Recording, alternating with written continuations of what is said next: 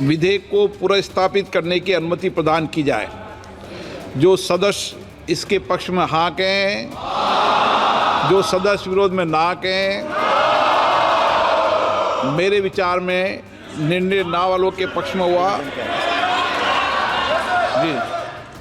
भारत के संसद में आज सबसे बड़ी बहस छिड़ चुकी है। बहस इस पर क्या देश में तमाम राज्यों और देश के लोकसभा चुनाव एक साथ होने चाहिए, क्या देश में वन नेशन वन इलेक्शन का कानून आना चाहिए।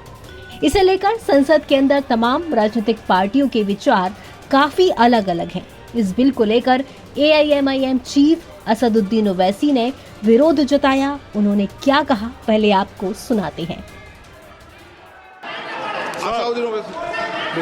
Speaker sir, I rise to oppose this draconian unconstitutional bill, sir. OBC के बाद सर मुझे सिर्फ 2 मिनट दीजिए सर। ओबीसी के बाद Sir, this bill violates the right to democratic self-government, which is part of Article 1419. And if a legislative assembly is dissolved, sir, and midterm elections are conducted, the tenure of that assembly will not be for 5 years, sir.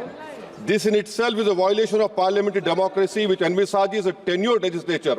Sir, constitutional scheme makes it clear that once elections are conducted, the House should have a right to function for next 5 years. This is a violation of basic structure.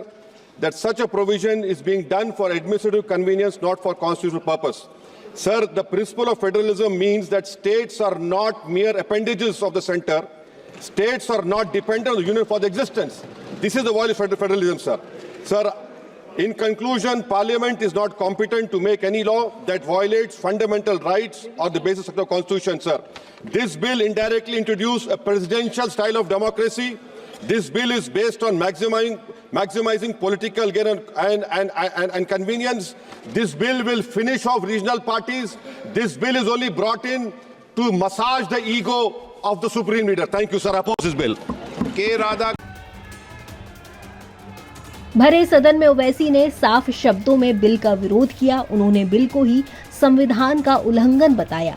उन्होंने कहा कि one nation one election bill का मैं विरोध करता हूं। ये bill लोकतांत्रिक स्वराज के अधिकारों का उल्लंघन करता है। राज्यसभा का कार्यकाल 5 साल का नहीं होगा। ये अपने आप में संविधान का उल्लंघन है। संघवाद के प्रिंसिपल के खिलाफ है ये बिल। ये राष्ट्रपति स्टाइल वाले लोकतंत्र की तरह है, जहां पर राष्ट्रपति का शासन होता है। ये बिल राज्यों की क्षेत्रीय दलों को खत्म करने के लिए है। ये बिल सिर्फ सुप्रीम नेताओं के अहंकार को बल देने के लिए लाया जा रहा है। आज लोकसभा में कानून मंत्री अर्जुन राम मेघवाल ने सदन में one nation one election bill को पेश किया है, जिस पर काफी तीखी चर्चा हो रही है। और ओवैसी के विचार जो उन्होंने बयां किए हैं वो यही है कि वो इस बिल के विरोध में है। NBT ऑनलाइन की रिपोर्ट। में भी कहा था, ये पहली बार मतदान की प्रक्रिया इलेक्ट्रॉनिक तरीके से कर रहे हैं। अगर किसी मान्य सदस्य को कोई आपत्ति हो तो